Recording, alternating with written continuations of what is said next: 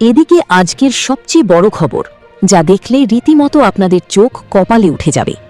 আমেরিকাকে কাঁপিয়ে পরমাণু সক্ষমতার যে হুঁশিয়ারি দিল ইরান, আমেরিকা ও ইসরায়েলের কাঁপন শুরু। এ নিয়ে থাকবে আজকের একটি গুরুত্বপূর্ণ প্রতিবেদন। আকাশ থেকে বৃষ্টির মতো ঝরছে আগুন, চারপাশ জুড়ে শুধুই ধ্বংস আর হাহাকার। ভাবছেন সব শেষ, কিন্তু না। মহাপ্রলয়ের এই ধ্বংসস্তূপের নিচে লুকিয়ে আছে এমন এক শক্তি যা কাঁপিয়ে দিচ্ছে বিশ্ব রাজনীতির চাকা। কেউ কি পেরেছে তাকে থামাতে, নাকি আগুনের ভেতর থেকেই জন্ম নিচ্ছে নতুন এক পরমাণু দানব? টানা 11 দিন ধরে চলছে মার্কিন বিমান ও ক্ষেপণাস্ত্রের তাণ্ডব। গত 41-42 দিন ধরে মধ্যপ্রাচ্যের আকাশ চিরে ধেয়ে আসছে একের পর এক বিধ্বংসী বোমা। লক্ষ্য একটাই, ইরানের সামরিক মেরুদণ্ড ভেঙে দেয়া। কিন্তু তেহরানের সুর আজ ভিন্ন। তাদের বার্তা, আঘাত যতই তীব্র হোক, ক্ষেপণাস্ত্র আর ড্রোন তৈরির চাকা 1 সেকেন্ডের জন্য থামেনি। এদিকে শিক্ষার্থীরা দেশের শত্রু? মোদির মধ্যরাতের বার্তার পর ফুঁসে উঠেছে ছাত্র জনতা। এক দফায় উত্তাল রাজপথ। এ নিয়ে থাকবে আজকের একটি গুরুত্বপূর্ণ প্রতিবেদন। ভারতের প্রশ্নপত্র ফাঁস বিতর্ক ও শিক্ষা ব্যবস্থার বিপর্যয়কে কেন্দ্র করে দেশজুড়ে গড়ে ওঠা আন্দোলন এখন এক অভূতপূর্ব ও চূড়ান্ত রূপ ধারণ করেছে। মোদী সরকারের একের পর এক আশ্বাসকে মরীচিকা আখ্যা দিয়ে দিল্লির যন্তর মন্তর সহ গোটা দেশ এখন আন্দোলনকারীদের এক দফা এক দাবিতে প্রকম্পিত।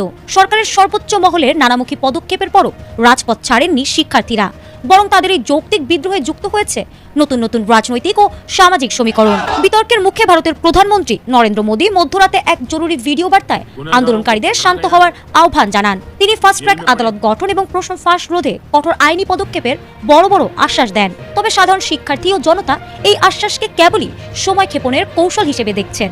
প্রধানমন্ত্রীর এই বার্তার পর আন্দোলন থামার বদলে দেশজুড়ে আরও তীব্রভাবে ফুঁসে উঠেছে সাধারণ মানুষ ও ছাত্র জনতা। এদিকে মার্কিন যুদ্ধবিরতির প্রস্তাব প্রত্যাখ্যান, যে বার্তা দিল ইরান।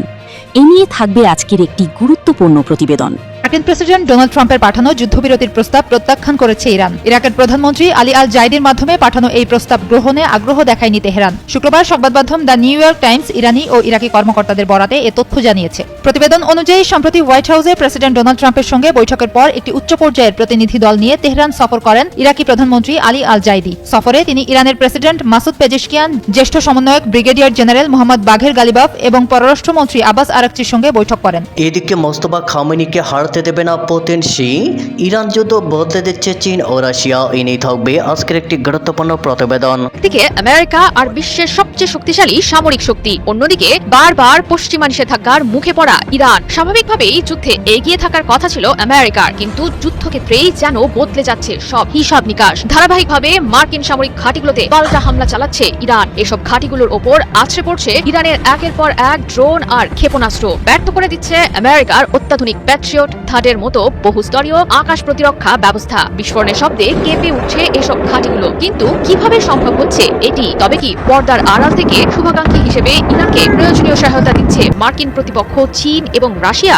এদিকে আমেরিকার গুম হারাম। একের পর এক মার্কিন ঘাঁটি গড়িয়ে পরমাণু সক্ষমতার চরম হুঙ্কার ইরানের। এ নিয়ে থাকবে আজকের একটি গুরুত্বপূর্ণ প্রতিবেদন। একের পর এক ড্রোন ও ক্ষেপণাস্ত্র হামলায় ইরানকে পরাস্ত করতে চাইলেও তেহরান যে দমবার পাত্র নয় তা তারা স্পষ্ট বুঝিয়ে দিয়েছে। মার্কিন আধিপত্যের বুকে কাঁপন ধরিয়ে ইরান এরই মধ্যে ওয়াশিংটনকে কঠোর বার্তা দিয়েছে। পেন্টাগনের চোখ রাঙানিকে বুড়ো আঙুল দেখিয়ে পারমাণবিক সক্ষমতার হুমকিও সামনে এনেছে তারা। তবে কি সত্যি পারমাণবিক অস্ত্র বানানোর চূড়ান্ত সক্ষমতা অর্জন করে ফেলেছে ইরান?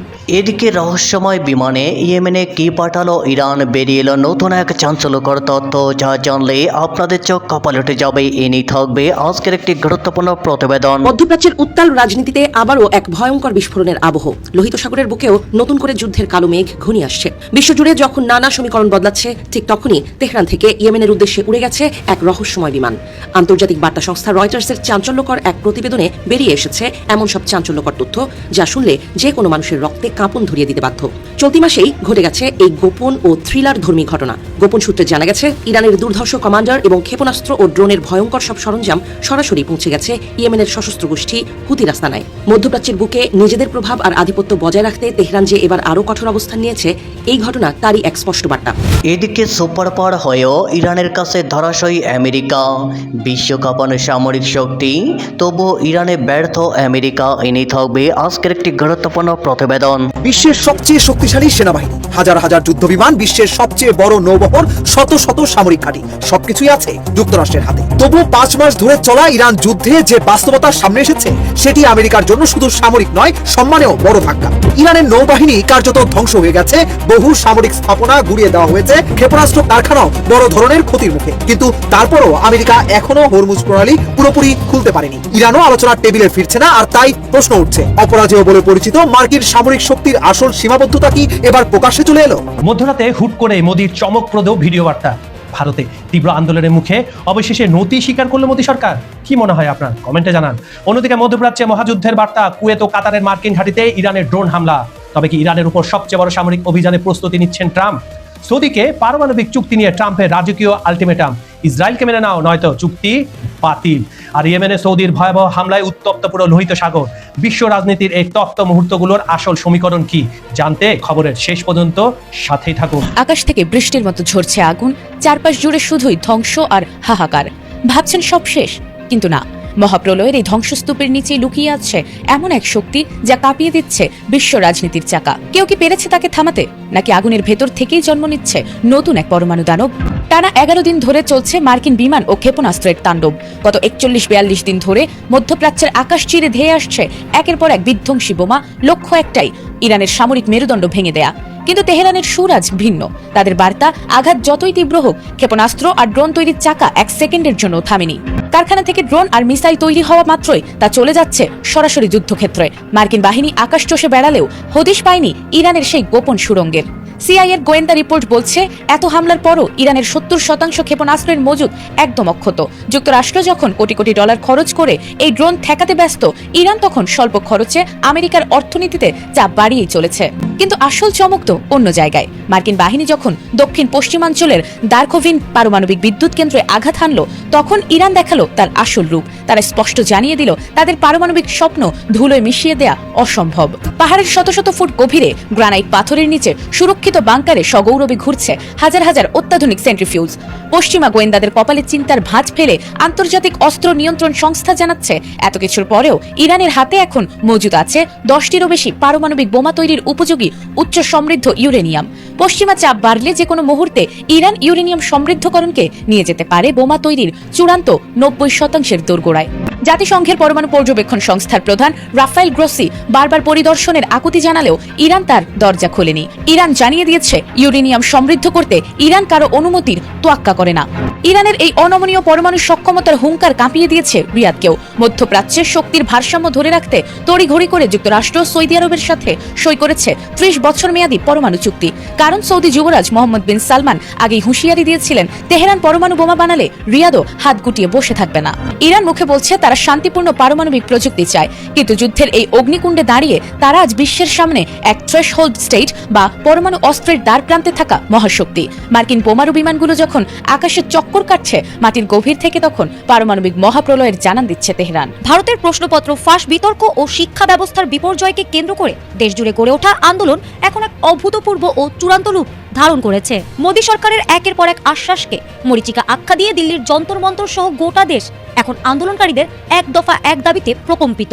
সরকারের সর্বোচ্চ মহলের নানামুখী পদক্ষেপের পরও রাজপথ ছাড়েননি শিক্ষার্থীরা, বরং তাদের এই যৌক্তিক বিদ্রোহে যুক্ত হয়েছে নতুন নতুন রাজনৈতিক ও সামাজিক সমীকরণ। বিতর্কের মুখে ভারতের প্রধানমন্ত্রী নরেন্দ্র মোদী মধ্যরাতে এক জরুরি ভিডিও বার্তায় আন্দোলনকারীদের শান্ত হওয়ার আহ্বান জানান। তিনি ফাস্ট ট্র্যাক আদালত গঠন এবং প্রশ্ন ফাঁস রোধে কঠোর আইনি পদক্ষেপের বড় বড় আশ্বাস দেন। তবে সাধারণ শিক্ষার্থী ও জনতা এই আশ্বাসকে কেবলই সময় ক্ষেপণের কৌশল হিসেবে দেখছেন। প্রধানমন্ত্রীর এই বার্তার পর আন্দোলন থামার বদলে দেশজুড়ে আরো তীব্রভাবে ফুঁসে উঠেছে সাধারণ মানুষ ও ছাত্র জনতা। শিক্ষার্থীদের সাফ কথা, আশ্বাস অনেক হয়েছে, এবার চাই দৃশ্যমান বিচার ও শিক্ষা ব্যবস্থার আমূল পরিবর্তন। আন্দোলনের এই চরম মুহূর্তে শিক্ষার্থীদের পাশে দাঁড়িয়ে মোদী সরকারের তীব্র সমালোচনা করেছেন কংগ্রেস সংসদীয় দলের চেয়ারপারসন সোনিয়া গান্ধী। ইংরেজি দৈনিক দ্য হিন্দুতে প্রকাশিত এক নিবন্ধে তিনি অভিযোগ করেন, সরকার তরুণদের ভবিষ্যতের উত্তরসূরি হিসেবে দেখার বদলে দেশের শত্রু হিসেবে বিবেচনা করছে।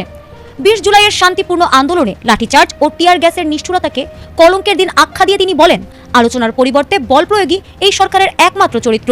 শিক্ষামন্ত্রীর পদত্যাগ না করা এবং সংসদীয় কমিটির সুপারিশ উপেক্ষা করা সরকারের চরম ঔদ্ধত্যের বহিঃপ্রকাশ।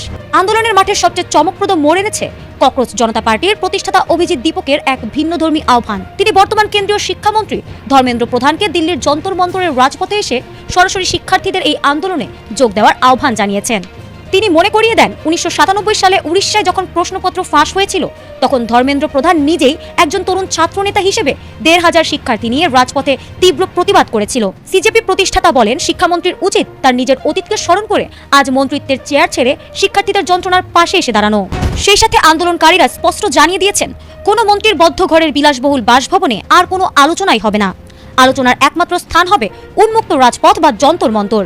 কেন্দ্রীয় পরীক্ষার প্রশ্নপত্র ফাঁসের দায় স্বীকার করে শিক্ষামন্ত্রীর পদত্যাগ না করা পর্যন্ত এই আন্দোলন থামবে না। ইতিমধ্যেই তীব্র চাপের মুখে মোদী সরকার উচ্চশিক্ষা বিভাগের সচিব বিনীত যোশীকে সরিয়ে নরেশ গাঙ্গুয়ারকে নতুন সচিব হিসেবে নিয়োগ দিতে বাধ্য হয়েছে। অন্যদিকে লাদাখের সমাজকর্মী সোনাম ওয়াংচুক দীর্ঘ 26 দিন অনশন করার পর কেন্দ্রীয় মন্ত্রীদের আশ্বাসে অনশন ভাঙলেও ককরোচ জনতা পার্টি ও সাধারণ শিক্ষার্থীরা তাদের এক দফা এক দাবি আদায় না হওয়া পর্যন্ত আন্দোলন চালিয়ে যাওয়ার সিদ্ধান্তে অনড় রয়েছে। দিল্লি ছাড়িয়ে এই ক্ষোভের আগুন এখন মুম্বাই, জয়পুর ও বেঙ্গালুরুতেও ছড়িয়ে পড়েছে। মার্কিন প্রেসিডেন্ট ডোনাল্ড ট্রাম্পের পাঠানো যুদ্ধবিরতির প্রস্তাব প্রত্যাখ্যান করেছে ইরান। ইরাকের প্রধানমন্ত্রী আলী আল জাইদির মাধ্যমে পাঠানো এই প্রস্তাব গ্রহণে আগ্রহ দেখায়নি তেহরান। শুক্রবার সংবাদ মাধ্যম দ্য নিউ ইয়র্ক টাইমস ইরানি ও ইরাকি কর্মকর্তাদের বরাতে এ তথ্য জানিয়েছে। প্রতিবেদন অনুযায়ী সম্প্রতি হোয়াইট হাউসে প্রেসিডেন্ট ডোনাল্ড ট্রাম্পের সঙ্গে বৈঠকের পর একটি উচ্চ পর্যায়ের প্রতিনিধি দল নিয়ে তেহরান সফর করেন ইরাকি প্রধানমন্ত্রী আলী আল জাইদি। সফরে তিনি ইরানের প্রেসিডেন্ট মাসুদ পেজেশকিয়ান, জ্যেষ্ঠ সমন্বয়ক ব্রিগেডিয়ার জেনারেল মোহাম্মদ বাঘের গালিবাফ এবং পররাষ্ট্রমন্ত্রী আব্বাস আরাকচির সঙ্গে বৈঠক করেন। এ সময় তিনি ট্রাম্পের পাঠানো যুদ্ধবিরতির প্রস্তাব ইরানি নেতৃত্বের কাছে পৌঁছে দেন। তবে ইরানি কর্মকর্তারা স্পষ্ট জানিয়ে দেন হরমুজ প্রণালীর নিয়ন্ত্রণ সংক্রান্ত বিরোধের কোনো সমাধান ছাড়া কেবল একটি সাময়িক যুদ্ধবিরতির প্রস্তাব তাদের কাছে গ্রহণযোগ্য নয়। এদিকে ইরানের পররাষ্ট্রমন্ত্রী আব্বাস আরাকচি রাষ্ট্রীয় টেলিভিশনে বলেন মূল সমস্যা বার্তা আদান প্রদান নয়। তার ভাষায় যুক্তরাষ্ট্রের দৃষ্টিভঙ্গি অযৌক্তিক এবং নিয়ন্ত্রণ কেন্দ্রিক, যা সংকট সমাধানের পথে প্রধান বাধা হয়ে দাঁড়িয়েছে। অন্যদিকে পরিস্থিতি আরও উত্তপ্ত হলে সংঘাতকে আঞ্চলিক পর্যায়ে বিস্তৃত করার প্রস্তুতি নিচ্ছে ইরান বলেও দাবি করেছেন দুই ইরানি কর্মকর্তা। তাদের বক্তব্য অনুযায়ী ইরানের গুরুত্বপূর্ণ অবকাঠামোতে হামলা হলে পাল্টা জবাব হিসেবে তেল আবিবে হামলা চালানোর পরিকল্পনা রয়েছে। পাশাপাশি ইয়েমেনের বিদ্রোহী গোষ্ঠীর মাধ্যমে লোহিত সাগরের কৌশলগত বাব এল মান্দাব প্রণালীতে নৌ চলাচল ব্যাহত করার বিষয়টিও বিবেচনায় রয়েছে বলে দাবি করা হয়েছে। ঘটনায় মধ্যপ্রাচ্যে নতুন করে উত্তেজনা বাড়ার আশঙ্কা দেখা দিয়েছে। বিশ্লেষকদের মতে কূটনৈতিক প্রচেষ্টা ব্যর্থ হলে আঞ্চলিক নিরাপত্তা, জ্বালানি সরবরাহ এবং আঞ্চলিক বাণিজ্যে এর প্রভাব পড়তে পারে। দ্য নিউ ইয়র্ক টাইমসের প্রতিবেদনে উঠে আসা এসব তথ্যের বিষয়ে এখন পর্যন্ত যুক্তরাষ্ট্রের পক্ষ থেকে আনুষ্ঠানিক কোনো প্রতিক্রিয়া জানানো হয়নি।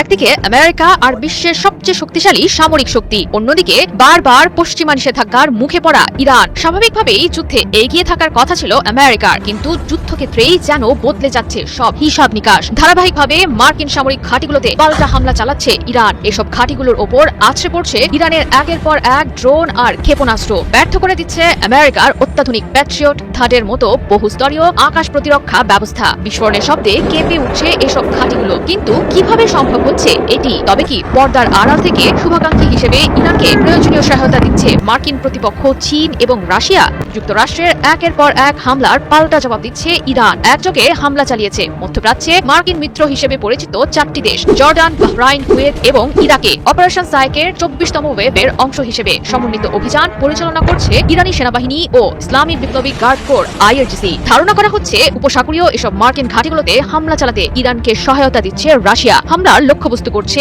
মার্কিন গোয়েন্দা সংস্থা CIA সংশ্লিষ্ট স্থাপনাগুলোকে। চলতি বছরের মার্চ মাসে আন্তর্জাতিক বার্তা সংস্থা CNN জানায় উপসাগরীয় অঞ্চলে থাকা মার্কিন ঘাঁটি ও সেনাদের শনাক্ত করতে ইরানকে গোপন তথ্য দিচ্ছে রাশিয়া। বিশেষ করে সৌদি আরবে অবস্থিত মার্কিন দূতাবাসে CIA সংশ্লিষ্ট স্থাপনায় ড্রোন হামলা চালিয়েছে ইরান। বলা হচ্ছে ইরানের হামলাগুলো যাতে নির্ভুল ও কার্যকরী হয়, এজন্য রাশিয়া সব রকম ভাবে সহায়তা দিচ্ছে বন্ধু ইরানকে। সম্প্রতি তেহরান মস্কো সহাবস্থা নিয়ে একটি প্রতিবেদন প্রকাশ করেছে আন্তর্জাতিক সংবাদ মাধ্যম দ্য গার্ডিয়ান। প্রতিবেদনটিতে বলা হয় রাশিয়ার যুদ্ধ কৌশল থেকে শিক্ষা নিচ্ছে ইরান, বদলেছে হামলার ধরন। রাশিয়া যেভাবে ইউক্রেনে হামলা চালাচ্ছে ঠিক একইভাবে আমেরিকার সঙ্গে যুদ্ধ চলমান রেখেছে ইরান। প্রতিপক্ষের আকাশ প্রতিরক্ষা ব্যবস্থাকে ব্যস্ত রাখার জন্য প্রথমেই প্রেরণ করছে একাধিক অত্যাধুনিক ড্রোন, এরপরই আঘাত হানছে ব্যালিস্টিক আর ক্রুজ মিসাইল দিয়ে। পাশাপাশি চীনা প্রযুক্তির সহায়তা নিচ্ছে ইরান। অত্যাধুনিক স্যাটেলাইট ছবি ব্যবহার করে আগে থেকেই শনাক্ত করছে মার্কিন ঘাঁটির অবস্থান, বিমান, মিসাইল প্রতিরক্ষা ব্যবস্থা আর গুরুত্বপূর্ণ অবকাঠামোগুলো।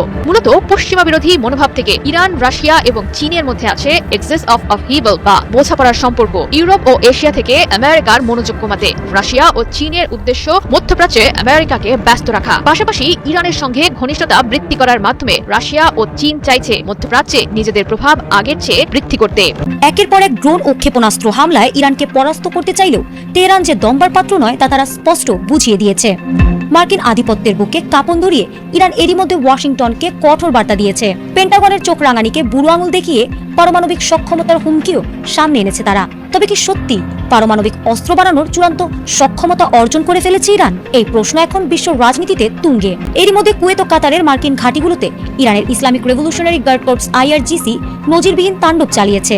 গত জুনে পাকিস্তানের মধ্যস্থতায় হওয়া শান্তি চুক্তি ভেঙে হরমুজ প্রণালী নিয়ে সংঘাত শুরু হতেই এই সর্বাত্মক রূপ নেয়। প্রথমে কুয়েতের ক্যাম্প দোহায় মার্কিন ল্যান্ড ফোর্সেসের গোলাবারুদের প্রধান ডিপো লক্ষ্য করে ঝাঁকে ঝাঁকে আত্মঘাতী শাহেদ ড্রোন আঘাত হানে। এরপরই আমেরিকার অন্যতম বড় অস্ত্রাগার ক্যাম্প আরিফজানের একটি বিশাল অংশ ক্ষেপণাস্ত্রের আঘাতে ধ্বংসস্তূপে পরিণত হয়। ইরানের সেনাবাহিনী নিশ্চিত করেছে কুয়েতের আলী আল সালেম ও ক্যাম্প উদাইরি ঘাটির সেনা অবস্থান এবং জ্বালানি লজিস্টিক্স তারা পুরোপুরি গুড়িয়ে দিয়েছে। এখানেই শেষ নয়, কাতারে অবস্থিত মার্কিন সেন্ট্রাল কমান্ডের আঞ্চলিক সদর দপ্তর আল উদেইদ এয়ারবেসেও নিখুঁত ড্রোন হামলা চালিয়ে মার্কিন বিমান প্রতিরক্ষার রাডারগুলো অকেজো করে দেওয়া হয়েছে। মধ্যপ্রাচ্য জুড়ে ইরানের এমন একের পর এক বিধ্বংসী হামলায় মার্কিন প্রশাসন পুরোপুরি নাস্তানাবুদ। ওয়াশিংটন আকাশ প্রতিরক্ষা দিয়ে ড্রোন ঠেকানোর দাবি করলেও পেন্টাগন এখন চরম কোণঠাসা, আর মার্কিন নীতি নির্ধারকদের ঘুম এখন পুরোপুরি হারাম। মধ্যপ্রাচ্যের উত্তাল রাজনীতিতে আবারও এক ভয়ঙ্কর বিস্ফোরণের আবহ। লোহিত সাগরের বুকেও নতুন করে যুদ্ধের কালো মেঘ ঘনিয়ে আসছে। বিশ্বজুড়ে যখন নানা সমীকরণ বদলাচ্ছে, ঠিক তখনই তেহরান থেকে ইয়েমেনের উদ্দেশ্যে উড়ে গেছে এক রহস্যময় বিমান। আন্তর্জাতিক বার্তা সংস্থা রয়টার্সের চাঞ্চল্যকর এক প্রতিবেদনে বেরিয়ে এসেছে এমন সব চাঞ্চল্যকর তথ্য যা শুনলে যে কোনো মানুষের রক্তে কাঁপন ধরিয়ে দিতে বাধ্য। চলতি মাসেই ঘটে গেছে এই গোপন ও থ্রিলার ধর্মী ঘটনা। গোপন সূত্রে জানা গেছে ইরানের দুর্ধর্ষ কমান্ডার এবং ক্ষেপণাস্ত্র ও ড্রোনের ভয়ঙ্কর সব সরঞ্জাম সরাসরি পৌঁছে গেছে ইয়েমেনের সশস্ত্র গোষ্ঠী হুতির আস্তানায়। মধ্যপ্রাচ্যের বুকে নিজেদের প্রভাব আর আধিপত্য বজায় রাখতে তেহরান যে এবার আরও কঠোর অবস্থান নিয়েছে, এই ঘটনা তারই এক স্পষ্ট বার্তা। সবচেয়ে রোমহর্ষক বিষয় হলো 13 জুলাইয়ের সেই গোপন ফ্লাইটটি ইরানের রাজধানী তেহরান থেকে ছেড়ে আসা মাহান এয়ারের একটি বিশেষ বিমান গোপনে পাড়ি জমায় ইয়েমেনের আকাশসীমায়। কিন্তু পরিস্থিতি এতটাও সহজ ছিল না। ইয়েমেনের সানা বিমানবন্দরে আগে থেকেই সৌদি সমর্থিত সরকারের তীব্র হামলার কারণে চরম উত্তেজনা বিরাজ করছিল। শেষ মুহূর্তে পরিকল্পনা বদলে ওই বিমানটিকে অবতরণ করাতে হয় লোহিত সাগর উপকূলের এক ঝুঁকিপূর্ণ বন্দর হোদাইদাতে। এই রহস্যময় ফ্লাইটে ঠিক কি ছিল আর কারা ছিলেন ভেতরে? ইরানি কর্মকর্তা এবং আঞ্চলিক নিরাপত্তা বিশ্লেষকদের দেয়া তথ্য অনুযায়ী ওই বিমানটিতে 10 থেকে 21 জন দুর্ধর্ষ ইরানি সেনা সদস্য এবং শীর্ষ সামরিক কমান্ডার উপস্থিত ছিলেন। শুধু তাই নয়, বিদ্রোহীদের আধুনিক ক্ষেপণাস্ত্র ব্যবস্থা পরিচালনার ট্রেনিং দিতে এবং তাদের যুদ্ধের নিখুঁত কৌশল শিখিয়ে দিতেই এই কমান্ডারদের সেখানে পাঠানো হয়েছে। সবচেয়ে রোমাঞ্চকর তথ্যটি হলো হুতিদের এই গোপন এবং ভয়ঙ্কর সামরিক অভিযানের চাকা সচল রাখতে ওই একই বিমানে পাচার করা হয়েছিল বিপুল পরিমাণ স্বর্ণ। গোপন সূত্রে পাওয়া এই খবর এখন বিশ্ব রাজনীতির অলিন্দে বড় ধরনের আলোড়ন সৃষ্টি করেছে। একদিকে যুদ্ধের দামামা, অন্যদিকে সোনা ও অস্ত্রের এমন হরিলুট। পুরো বিষয়টি যেন কোনো হাই ভোল্টেজ হলিউড সিনেমাকেও হার মানায়। অবশ্য ইরানের পক্ষ থেকে বরাবরের মতো বিষয়টি অস্বীকার করার চেষ্টা চলছে। ইরানের পররাষ্ট্র মন্ত্রণালয়ের মুখপাত্র দাবি করেছেন ওই ফ্লাইটটির কাজ নাকি কেবল ইয়েমেনি নাগরিকদের দেশে ফিরে আনা। এমনকি হুতি সংশ্লিষ্ট গণমাধ্যমও এই খবরকে ডাহা মিথ্যা ও মন গড়া বলে উড়িয়ে দেওয়ার চেষ্টা করেছে। তাদের দাবি ফ্লাইটের সবাই ছিলেন সাধারণ বেসামরিক নাগরিক এবং নিজেদের অস্ত্র তারা নিজেরাই তৈরি করে। কিন্তু গোয়েন্দা তথ্য এবং ইয়েমেনের আন্তর্জাতিকভাবে স্বীকৃত সরকারের তথ্যমন্ত্রী মুয়াম্মার আল ইরিয়ানির বক্তব্য বলছে অন্য কথা। তার দ্ব্যর্থহীন দাবি, এই ইরানি উপদেষ্টাদের মূল লক্ষ্যই হল লোহিত সাগর এবং বাবেল মানদেব প্রণালীতে আন্তর্জাতিক নৌ চলাচলে ত্রাসের রাজত্ব কায়েম করা। এরই মধ্যে হুতিরা সৌদি আরবের বিরুদ্ধে নৌ অবরোধের ঘোষণা দিয়ে এবং তেলবাহী ট্যাঙ্কারে হামলার দাবি জানিয়ে পরিস্থিতিকে আরো বেশি রক্তক্ষয়ী করে তুলেছে। বিশ্বের সবচেয়ে শক্তিশালী সেনাবাহিনী, হাজার হাজার যুদ্ধবিমান, বিশ্বের সবচেয়ে বড় নৌবহর, শত শত সামরিক ঘাঁটি, সবকিছুই আছে যুক্তরাষ্ট্রের হাতে। তবু 5 মাস ধরে চলা ইরান যুদ্ধে যে বাস্তবতার সামনে এসেছে, সেটি আমেরিকার জন্য শুধু সামরিক নয়, সম্মানেও বড় ধাক্কা। ইরানের নৌবাহিনী কার্যত ধ্বংস হয়ে গেছে, বহু সামরিক স্থাপনা গুড়িয়ে দেওয়া হয়েছে, ক্ষেপণাস্ত্র কারখানাও বড় ধরনের ক্ষতির মুখে। কিন্তু তারপরও আমেরিকা এখনো হরমুজ প্রণালী পুরোপুরি খুলতে পারেনি। ইরানও আলোচনার টেবিলে ফিরছে না, আর তাই প্রশ্ন উঠছে, অপরাজেয় বলে পরিচিত মার্কিন সামরিক শক্তির আসল সীমাবদ্ধতা কি এবার প্রকাশ্যে চলে এলো? যুদ্ধ শুরুর পর যুক্তরাষ্ট্র ও ইসরায়েলের ধারাবাহিক হামলায় ইরানের সামরিক সক্ষমতা বড় ধাক্কা খায়, কিন্তু এরপরই যুদ্ধের চিত্র বদলাতে শুরু করে। বিশ্বের সবচেয়ে গুরুত্বপূর্ণ নৌপথ হরমুজ প্রণালী এখনো পুরোপুরি নিরাপদ করতে পারেনি মার্কিন নৌবাহিনী। বিশ্লেষকদের মতে এটাই এই যুদ্ধের সবচেয়ে বড় সামরিক ব্যর্থতা। এদিকে যুদ্ধের খরচও দ্রুত বেড়েছে। মার্কিন প্রতিরক্ষা মন্ত্রী পিট হেগসেথ কংগ্রেসকে জানিয়েছেন, এখন পর্যন্ত এই যুদ্ধে যুক্তরাষ্ট্রের ব্যয় দাঁড়িয়েছে প্রায় 37.5 বিলিয়ন ডলারে। গত সপ্তাহে 4 মার্কিন সেনা নিহত হওয়ার ঘটনা নতুন করে বিতর্ক তৈরি করেছে। এমনকি পেন্টাগনের সরকারি হিসাব নিয়েও প্রশ্ন উঠেছে, কারণ নিহত সেনাদের সংখ্যা প্রকাশের পদ্ধতি নিয়ে সমালোচনা শুরু হয়েছে। ফলে ওয়াশিংটনে এখন বাড়ছে রাজনৈতিক চাপও। সামরিক বিশ্লেষকদের মতে সমস্যাটা শুধু যুদ্ধক্ষেত্রে নয়, পরিকল্পনাতেও। যুক্তরাষ্ট্র বহু বছর ধরেই হরমুজ প্রণালী নিয়ন্ত্রণের পরিকল্পনা করলেও বাস্তবে সেই প্রস্তুতির ঘাটতি স্পষ্ট হয়েছে। এদিকে যুদ্ধ নিয়ে আমেরিকার জনগণের মধ্যেও বাড়ছে অসন্তোষ। রয়টার্স এবং ইপসোসের জরিপ অনুযায়ী খুব অল্প সংখ্যক মার্কিন নাগরিক মনে করেন এই যুদ্ধ মানুষের প্রাণ ও বিপুল অর্থ ব্যয়ের মতো ফল এনে দিয়েছে। আর মাত্র 23% মানুষ মনে করে যুদ্ধ শুরুর আগের তুলনায় এখন যুক্তরাষ্ট্র কৌশলগতভাবে আরো শক্তিশালী অবস্থানে রয়েছে।